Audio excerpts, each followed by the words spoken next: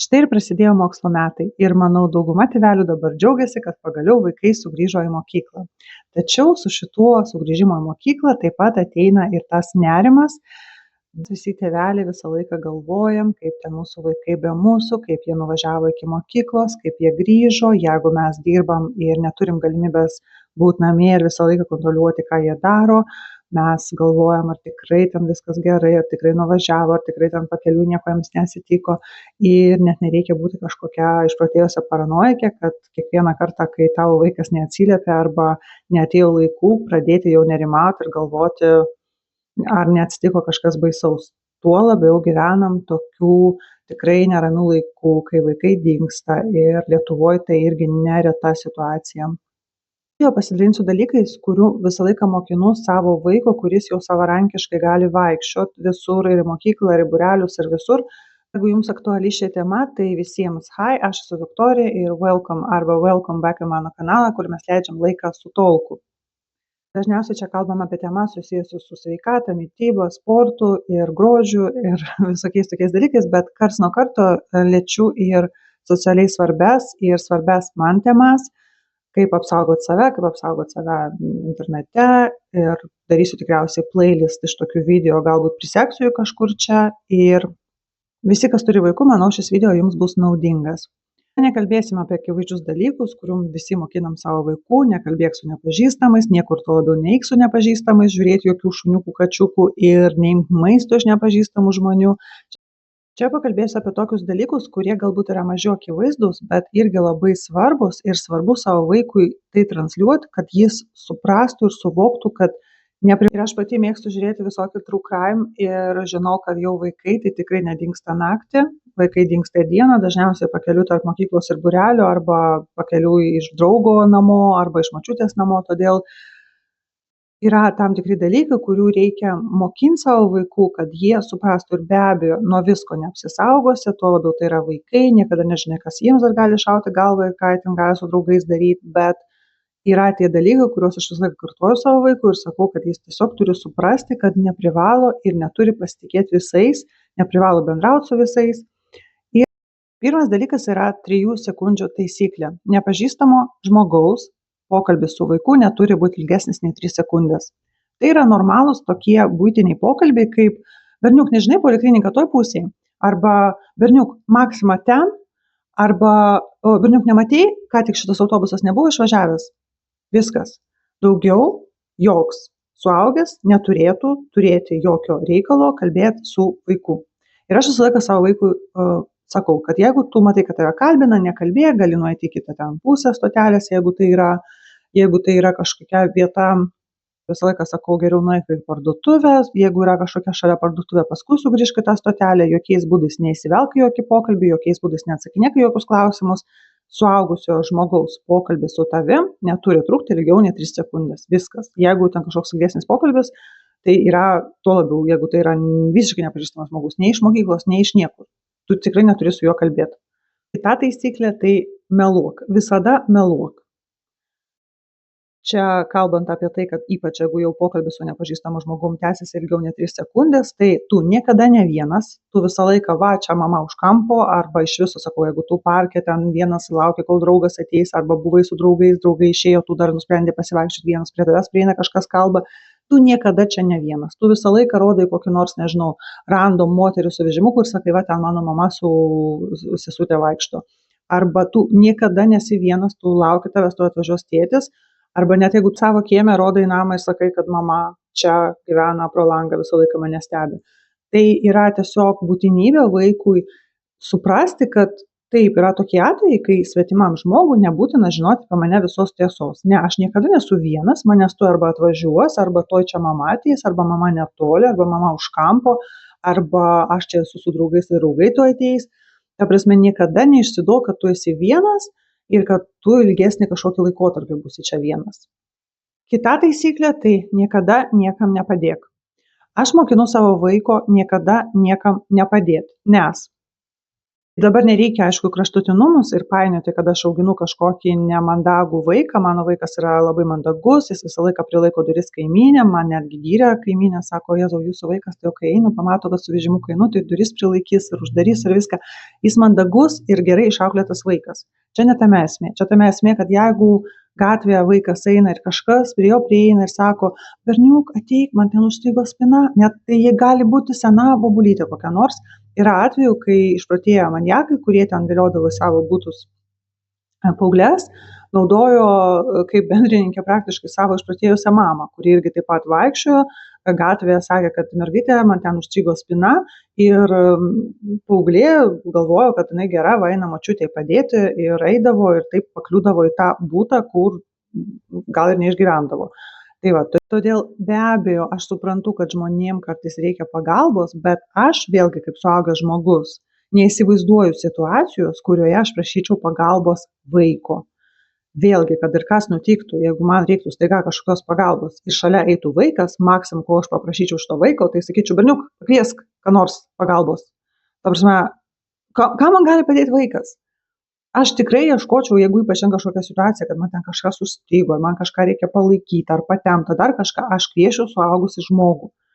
Ir sakau, jeigu pakeliu eitų vaikas, tai aš jau tiesiog paprašyčiau to vaiko pakviesti kažką iš suaugusių. Maks. Niekada nepramintis yra aiškia, tai kad padėti ir būti mandagiu tai yra vienas dalykas, o kitas dalykas jau kaip tu kažkaip matai, kad tave bando kažkur nuvesti, nueik ten, pas mane, pažiūrėk, vat net susimastyti logiškai, ne? Pas ją užstrigo spina, ką kaimynų savo laiptinėje neturi, ką negyvena joks vyras toje visoje laiptinėje, kad jai galėtų padėti su spina, ką aš, paauglė, galiu padaryti su tuo. Todėl tiesiog reikia mokinti savo vaiko kritinio mąstymo, suprasti, kada tikrai jo pagalba nėra kažkokia reikalinga ir būtina.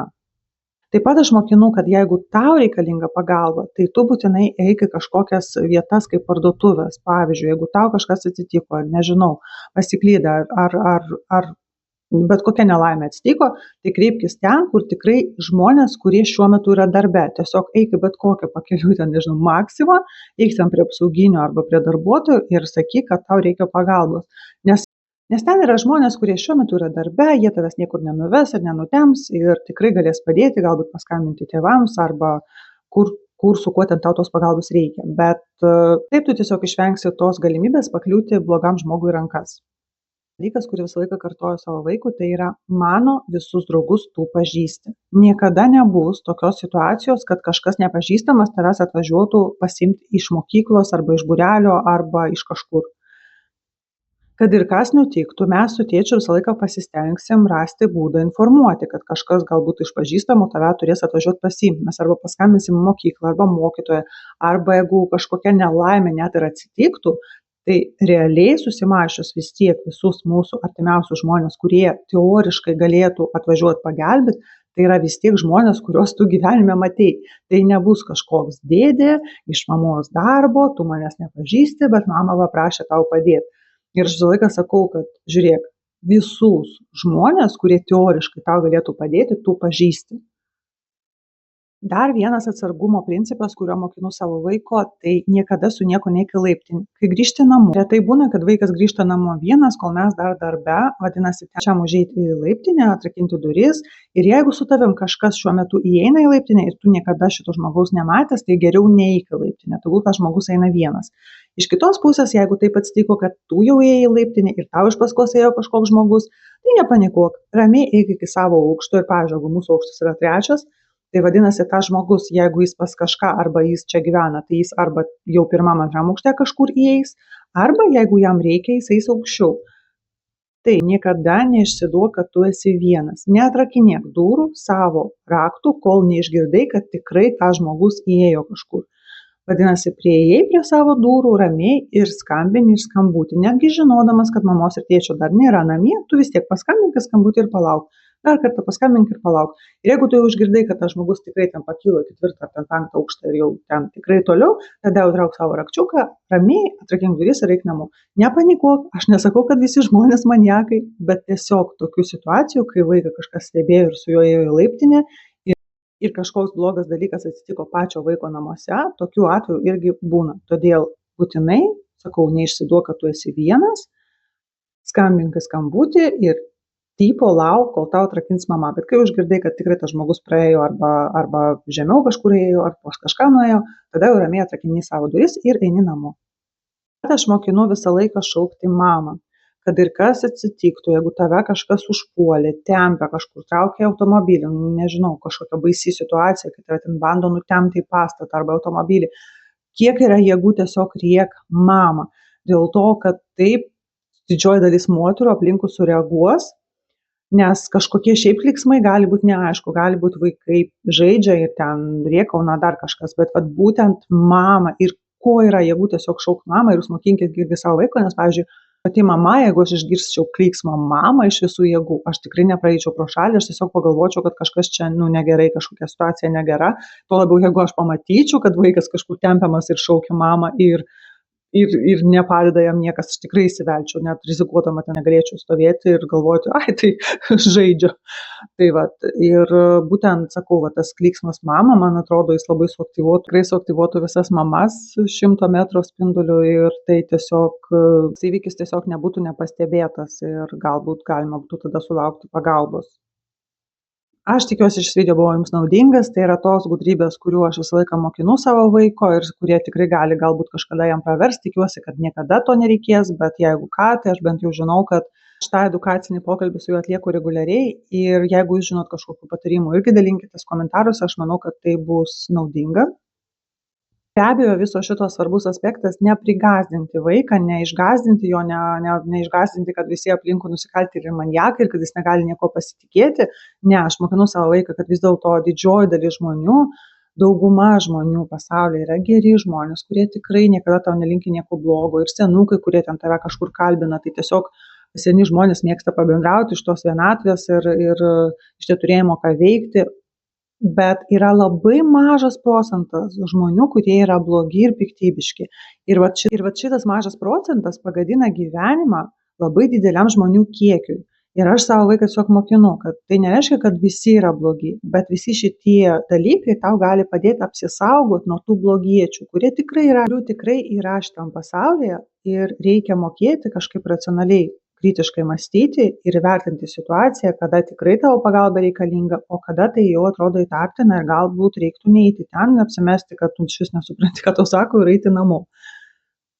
Visada visiems ačiū, kas pažiūrėjo šį video iki galo, nepamirškit spausti patinka, tai yra nemokama, jums nesunku, man malonu, tai be galo padeda tokiam mažam kanalui kaip mano. Taip pat galit pažiūrėti šitos video. Visiems bye!